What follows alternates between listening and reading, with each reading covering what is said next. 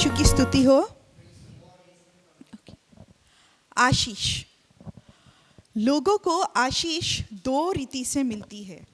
एक प्राकृतिक रीति से और दूसरी अति प्राकृतिक रीति से। प्राकृतिक रीति यानी नेचुरल और अति प्राकृतिक रीति यानी सुपरनैचुरल। प्राकृतिक रीति से जो आशीष मिलती है वो तो हम सभी जानते हैं, पर अति प्राकृतिक क्या है? अति प्राकृतिक रीति से आशीष मिलना, अति प्राकृतिक जो है, जो प्राकृतिक से भी ऊंचे दर्जे पे है। ओके, तो अति प्राकृतिक आशीष जो रहती है वो सभी लोगों को नहीं मिलती, सिर्फ चुने हुए लोगों को ही मिलती है। ओके, अति प्राकृतिक आशीष सभी लोगों को समझ में नहीं आती, वो उनके समझ के बाहर होती है। पवित्र बाइबल में ऐसे कई घटनाएं हैं जहाँ पे परमेश्वर ने अपने लोगों को अति प्राकृतिक रीति से आशीष दी है। जैसे उत्पत्ति 21:2 में सारा को बुढ़ापे में पुत्र का लाभ मिलना। एक राजा हो, अध्याय 17 वचन 6 में कौवे का एलिया के पास खाना लेकर आना। ओके, अगर ये मामूली लोग, जो साधारण लोग हैं, वो ये आशीष उनके समझ के बाहर है। इसके लिए मैंने कहा कि अति प्राकृतिक आशीष सिर्फ और सिर्फ चुने हुए लोगों को ही प्राप्त होती है। ओके,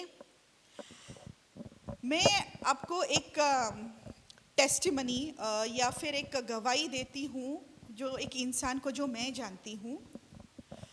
ये जो एक इंसान था जो बचपन से ही अनाथ था और एक कान से वो बहरा भी था।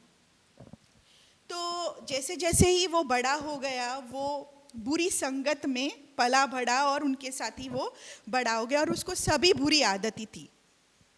तो एक दिन उसने देखा कि एक पासबान यानी पास्टर प्रचार कर रहे थे और उसने सोचा कि चलो ये क्या चल रहा है, मैं भी जाके ज़रा देख लूँ। और वो प्रचार सुनने गया। प्रचार ख़त्म होने के बाद वो जाके पासबान को मिला और उसने कहा कि पासबान, ये जो भी आपने प्रचार किया है यीशु के बारे में, क्या ये सब सच है? क्या यीशु मेरा जीवन बदल सकता है? तो पासबान ने कहा, हर इतवार में मेरी प्रार्थना सभा होती है, उस प्रार्थना सभा में तुम आना और देखना यीशु तुम्हारा जीवन कैसे बदलता है। तो उसने सोचा कि क्यों ना मैं एक इतवार को जाके देखूं कि क्या होता है। तो वो एक इतवार को अच्छा कपड़े डाल के चला गया प्रार्थना सभा में, और जैसे ही प्रार्थना सभा चालू हुई, यीशु ने उसको छू लिया।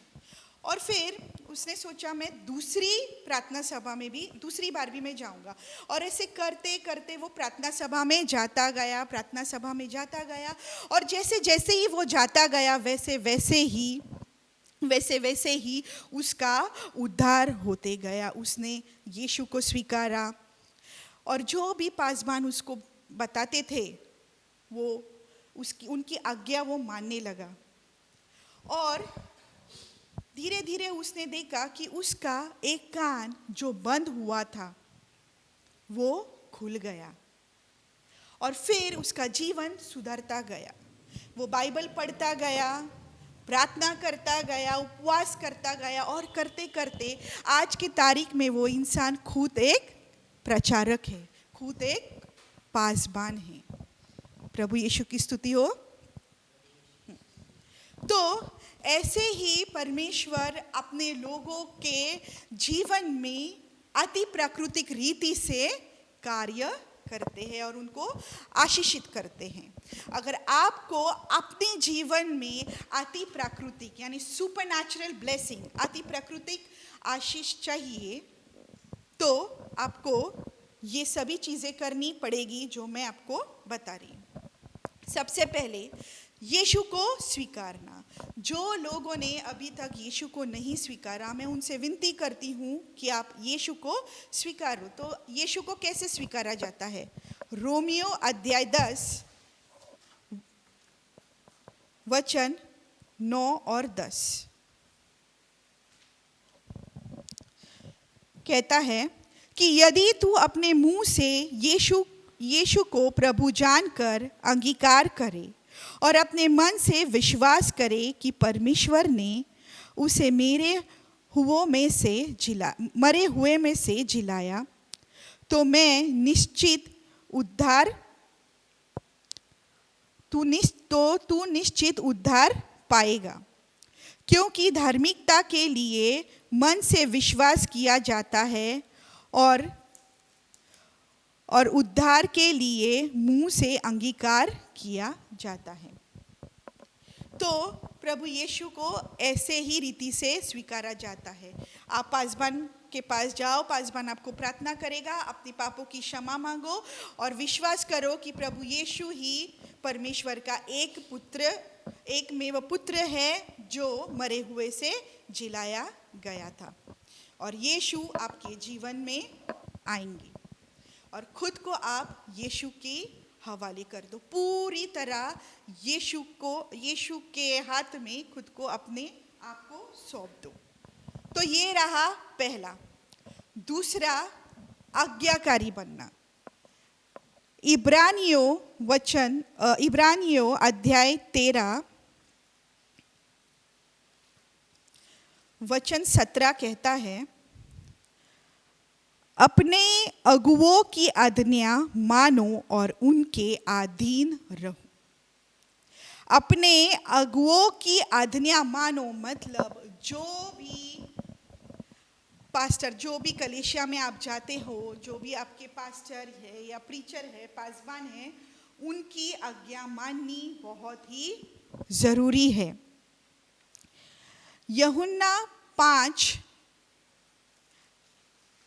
यूहन्ना अध्याय 5 वचन 1 मिनट।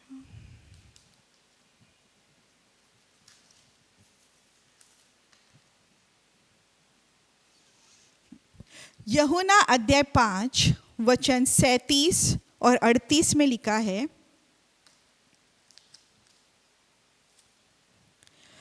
और पिता जिसने मुझे भेजा है उसी ने मेरी गवाही दी है। तुमने न कभी उसका शब्द सुना और न उसका रूप देखा है, और उसके वचन में मन में स्थिर नहीं रखते, क्योंकि जिसे उसने भेजा तुम उसका विश्वास नहीं करते। ये जो पासबान होते हैं आपके कलीसिया में, ये ठीक वैसे ही आपको उन पासबानों को ऐसे ही मान सम्मान और आदर और उनकी आज्ञा पालनी बहुत ही ज़रूरी है। क्योंकि यहाँ पे यीशु कहते हैं कि जिसने मुझे भेजा तुमने उसको देखा तक नहीं, तो तुम जो मैं कह रहा हूँ उस पर विश्वास कैसे करोगे? तो जैसे ये सभी लोगों ने यीशु को देखा ही नहीं, बट यीशु ने पासबानों को भेजा है आपको मार्गदर्शन दिखाने के लिए, और यही लोग हैं जो आपको यीशु के निकट लाते हैं। ओके, तो इनकी आज्ञा माननी ज़रूरी है। ये ना ही आपके पासबान हैं, केवल ये आपके आध्यात्मिक और सामना करने वाला दंड पाएगा। इसलिए जो कोई अधिकार का विरोध करता है वह परमेश्वर की विधि का सामना करता है और सामना करने वाला दंड पाएगा। यहाँ पे ये वचन कहता है कि अगर आप अपने पासबान का विरोध करते हो तो परमेश्वर ऐसे लोगों को दंड देता है। यानी परमेश्वर के आंखों पे ये जो आपके पासबान रहते हैं वो ऊंचे दर्जे पे रहते हैं, इसके लिए उनको मान सम्मान और प्रतिष्ठा देना बहुत ही ज़रूरी है। ओके। मैं और एक सिस्टर की एक टेस्टिमनी, एक कहानी बताती हूँ जो बहुत साल पहले मेरे पास आई थी।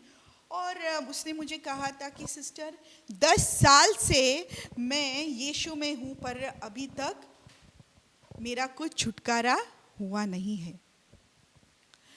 तो मैंने कहा, सिस्टर आप तो कलीसिया में जाती हो, तो आपके पासबान ने या पास्टर ने आपके ऊपर प्रार्थना की रहेगी और आपको कुछ बोला भी रहेगा करने के लिए। तो वो सिस्टर ने कहा कि हाँ, मुझे बहुत सारी बातें मेरे पासबान ने कही थी, पर सिस्टर वो मैं कर नहीं पाऊंगी। क्या कहा उसने? कि मैं कर नहीं पाऊंगी, और इसी कारण उसका अभी तक छुटकारा नहीं हुआ। ये कलीसिया छोड़ के दूसरी कलीसिया छोड़ के वो घूमती रहती है और अभी तक उसका छुटकारा नहीं हुआ। और क्यों उसका छुटकारा नहीं हुआ? क्योंकि उसने अपने पासबान की बातें मानी नहीं। ओके, तो ये रहा दूसरा कि पासबान की आज्ञा माननी बहुत ही जरूरी है। तीसरा,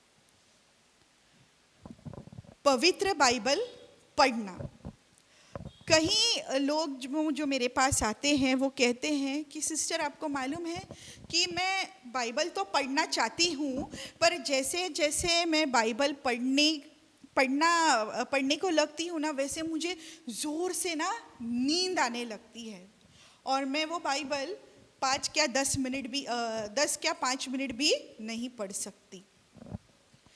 तो देखो, ये ऐसे ही लोग हैं जिनको अगर आप कहे कि 1-2 घंटा वीडियो देखो, तो वो वीडियो देखने के लिए उनको नींद नहीं आएगी, या कोई गेम खेलने के लिए उनको नींद नहीं आएगी, या अपने दोस्तों के साथ गपशप मारने के लिए उनको नींद नहीं आएगी। पर जब भी बाइबल पढ़ने का सवाल आता है तो उनको ज़ोरों से नींद आती है। तो देखते हैं कि पवित्र बाइबल ऐसे लोगों के बारे में क्या लिखा है पवित्र बाइबल में।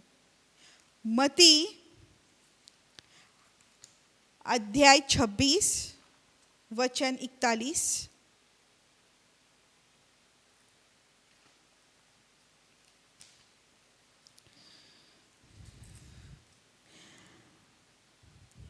जागते रहो और प्रार्थना करते रहो कि तुम परीक्षा में न पड़ो।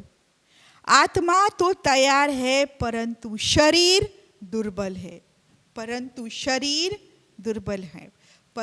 शरीर कमज़ोर है। क्योंकि हमारा शरीर कमज़ोर है, हम बाइबल नहीं पढ़ पाते। ओके, इब्रानियों अध्याय 4 वचन 12 में लिखा है,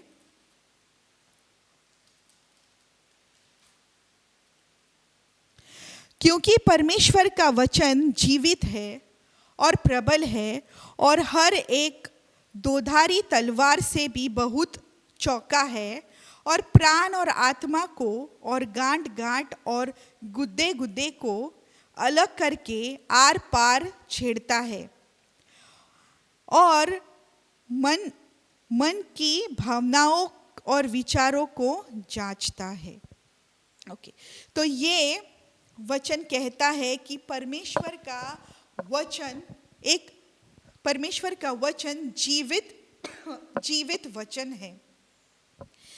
जैसे ही आप ये वचन पढ़ते पढ़ते उनको नींद आती है, क्योंकि वो शारीरिक रूप से जीते हैं, आत्मिक रूप से नहीं। शारीरिक रूप से जीना मतलब वो शारीरिक रूप से जीते हैं, बट आत्मिक रूप से नहीं। शारीरिक रूप से जीना मतलब हम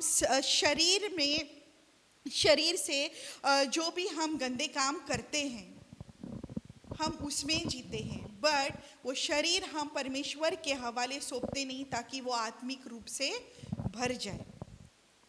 तो जैसे अगर आपको नींद आती भी रहेगी तो उसको यीशु मसीह के नाम से जो भी शैतान है जो ये नींद दिलाता है आपको, उसको तुम निकाल बाहर करो और बाइबल पढ़ते रहो। मैं और एक टेस्टिमनी देती हूँ। एक पास्टर की वाइफ थी, जो जैसे ही उन्होंने अपने बच्चे को जन्म दिया तो उनका जो उनके बाल है ना वो झड़ने लगे थे, और वो एक शिक्षिका थी। तो इस कारण, बाल झड़ने के कारण वो स्कूल में जाने को थोड़ा शर्माती थी। तो उसने अपने पति से कहा कि मेरे बाल हमेशा झड़ते रहते हैं और स्कूल जाने में थोड़ा सा दिक्कत होता है मुझे, क्योंकि शर्म आती है। तो उनके पति ने उनको सलाह दी कि तुम जैसे जैसे ही तुमको वक्त मिलेगा तुम बाइबल पढ़ती रहो। और उसने अपने पति की आज्ञा मानी और वो बाइबल पढ़ती रही। और जैसे ही उसको समय मिलता था वो बाइबल पढ़ती जाती थी। और पढ़ते पढ़ते पढ़ते क्या हुआ कि उनके जो बाल है, उनके बाल उगने लग गए। जो झड़ते थे वो झड़ना कम होता गया। तो क्या हो गया कि ये जो वचन कहता है कि परमेश्वर का वचन जीवित वचन है, तो ये जीवित वचन उन्होंने जैसे जैसे ही पढ़ा उनके अंदर वो जीवित वचन जाता गया और उनकी अंदरूनी चंगाई शुरू हो गई। तो बहुत सारे भाई बहन हैं जो मुझे कहते हैं कि सिस्टर आपको पता है कि जब भी मुझे परेशानी होती है मैं बाइबल पढ़ती हूँ, और बाइबल पढ़ते पढ़ते पढ़ते ना मुझे एक अच्छा सा सुकून मिलता है। और कोई मुझे ये भी बोलता है कि मेरा सर दुख रहा था या मेरा पेट दुख रहा था, और मैंने सोचा कि चलो मैं थोड़ा प्रार्थना और बाइबल पढ़ने लगती हूँ। और जैसे जैसे वो पढ़ते हैं उनका सर दुखना बंद हो जाता है, उनका पेट दुखना बंद हो जाता है। तो क्या होता है, क्योंकि ये वचन एक जीवित वचन है, तो वो जीवित वचन जैसे ही अपने अंदर जाता है वहाँ पे कार्य शुरू होने लगता है। और इसके लिए लोगों को वचन से चंगाई मिलती है। अभी चौथा, प्रार्थना।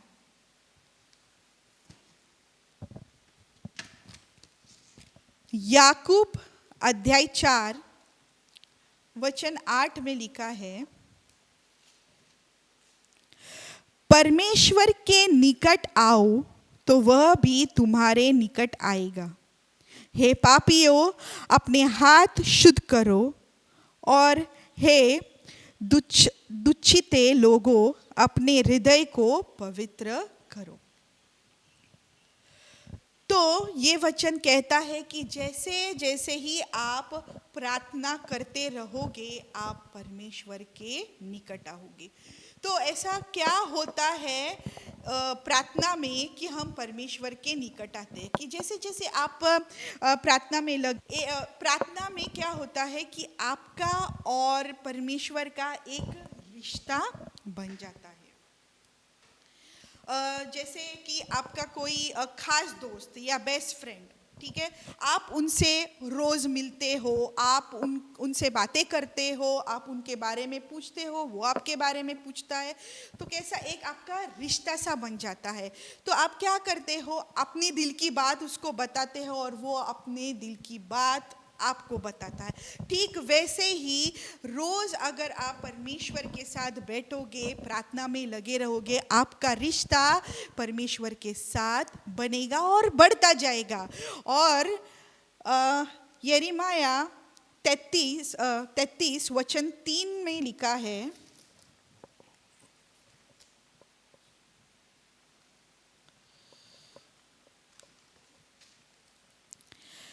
मुझसे प्रार्थना कर और मैं तेरी सुनकर तुझे बड़ी बड़ी और कठिन बातें बताऊंगा जिन्हें तू अभी नहीं समझता। यीशु की स्तुति हो ये वचन कहता है कि अगर हम परमेश्वर से प्रार्थना करें और प्रार्थना में लगे रहे तो परमेश्वर आपकी सुनेगा। जो भी इच्छाएं हैं आपकी, परमेश्वर आपकी इच्छाएं सुनेगा और आपको आशीषित करेगा और आपको बड़े बड़े और कठिन बातें बताएगा जिन्हें आप अब तक नहीं जानते। अभी ये बातें कुछ भी हो सकती है, जैसे आप कभी कभी आप सोच में पड़ते हो कि मेरे जीवन में क्या हो रहा है, मेरे घर में क्या हो रहा है, मेरे बच्चों के साथ क्या हो रहा है, और आपको समझ में नहीं आता। तो ये वचन के अनुसार अगर आप परमेश्वर के साथ बैठोगे, प्रार्थना में लगे रहोगे, तो परमेश्वर ये सारी बातें आपको बताएगा। तो ये होता है प्रार्थना में। तो जैसे जितना हो सके परमेश्वर से रिश्ता बनाओ। देखो, प्रेरितों में लिखा है अध्याय 16 वचन 25-26 में,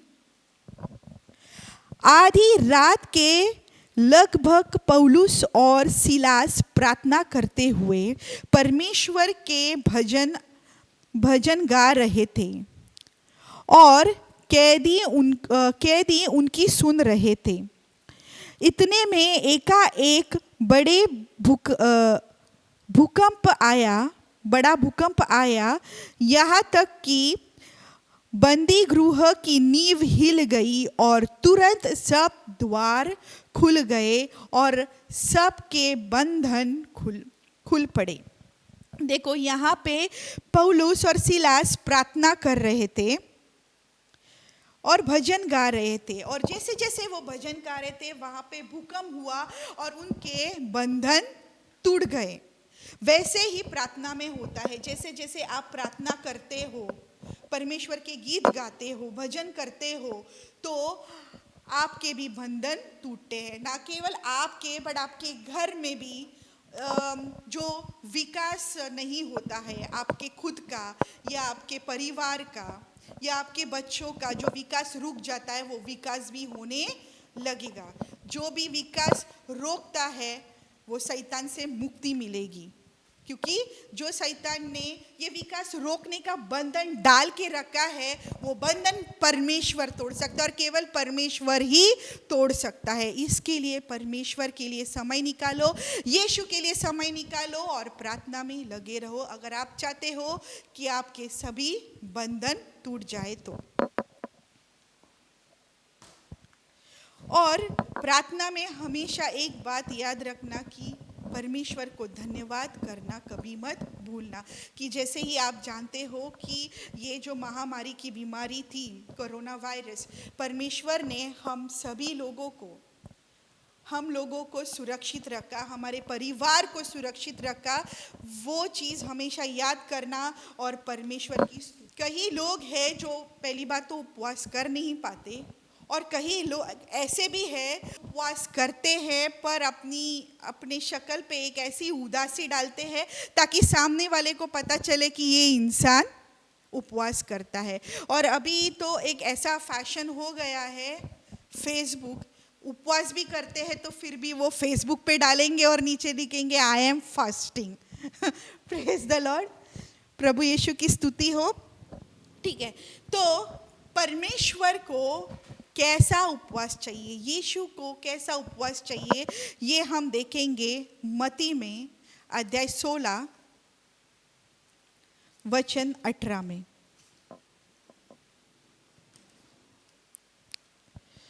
जब तुम उपवास करो तो कपटियों के समान तुम्हारे मुंह पर उदासी ना छाई रहे, क्योंकि वे अपने मुंह बनाए रहते हैं ताकि लोग उन्हें उपवासी जाने। मैं तुमसे सच कहता हूँ कि वे अपना प्रतिफल पा चुके।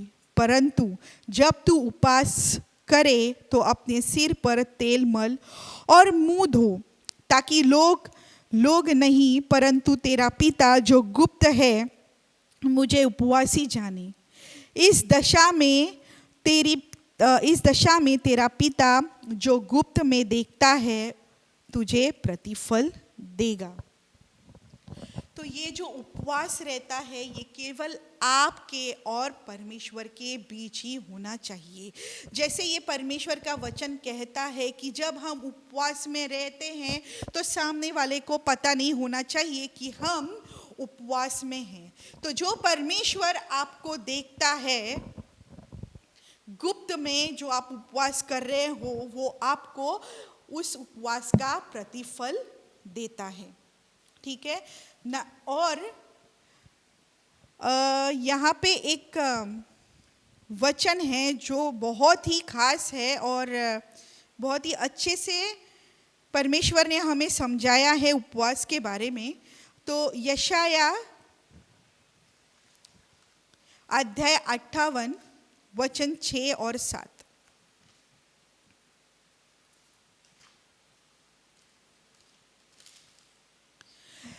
जिस उपवास से मैं प्रसन्न होता हूँ वह क्या यह नहीं कि अन्याय से बनाए हुए दासों और अंधेर सहने वालों को जूझा तोड़कर उनको छुड़ा लेना और सब जूझों को टुकड़े टुकड़े कर देना। क्या वह यह नहीं है कि अपनी रोटी भूखों को बांट देना, अनाथ और मारे मारे फिरते हुओं को अपने घर ले आना, किसी को नंगा देखकर वस्त्र पहनाना और अपने जाति भाइयों से अपने को न छिपाना। तो परमेश्वर कहता है कि जब उपवास में तुम एक भूखे को खाना खिलाना, या जिनके पास कपड़े नहीं हैं तो आपके पास परमेश्वर के आशीष से, यीशु के आशीष से बहुत सारे कपड़े हो तो उनको भी थोड़ा सा दे देना। पर जैसे ही मैंने कहा कि आजकल ये फैशन है कि कोई भी किसी की मदद करता है तो फेसबुक पे डालते हैं कि हम लोगों ने इसकी मदद की। देखो परमेश्वर ये हमें कहता है करो, पर इसका बवाल मत करो, क्योंकि ये जो चीज़ें तुम गुप्त में करोगे, जो उपवास या प्रार्थना तुम गुप्त में करोगे, परमेश्वर उसका प्रतिफल देगा। क्योंकि यहाँ पे कहीं भी नहीं लिखा है कि तुम किसी की मदद करो और दुनिया को दिखाओ। जैसे अपना दायां हाथ क्या कर रहा है वो अपने बाएं हाथ को समझना नहीं चाहिए, और बायां हाथ क्या कर रहा है वो अपने दाएं हाथ को नहीं समझना चाहिए। इसको कहते हैं चैरिटी। ओके तो ये ऐसा उपवास परमेश्वर हमसे चाहता है।